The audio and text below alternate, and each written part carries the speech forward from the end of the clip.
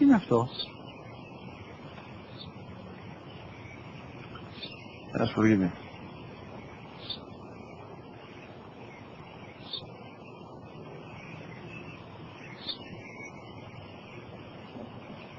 Τι είναι αυτό?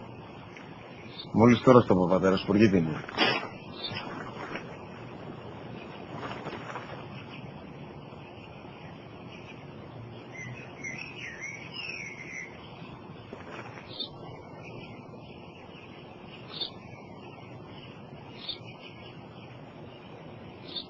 Τι είναι αυτό?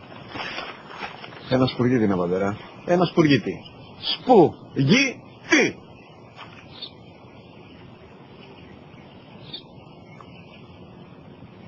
Τι είναι αυτό? Γιατί το κάνεις αυτό το πράγμα, μπορείς να πεις τόσες φορές σου είπα, είναι ένα σπουργίτι. Δεν το καταλαβαίνεις. Πού πας?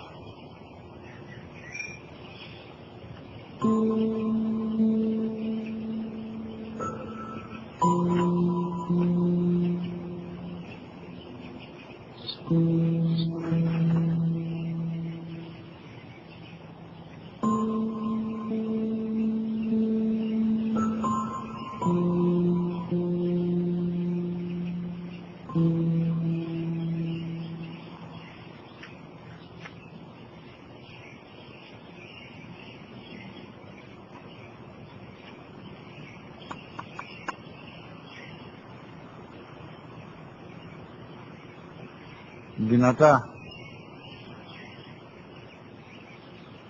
Σήμερα ο μικρός μου γιος που πριν λίγες μέρες έκλεισε τα 3 καθόταν μαζί μου έξω στο πάρκο όταν ένα σπουργίτι ήρθε και κάθισε απέναντί μας.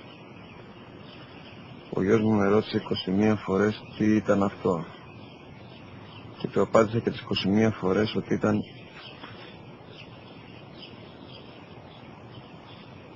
ένα σπουργίτι.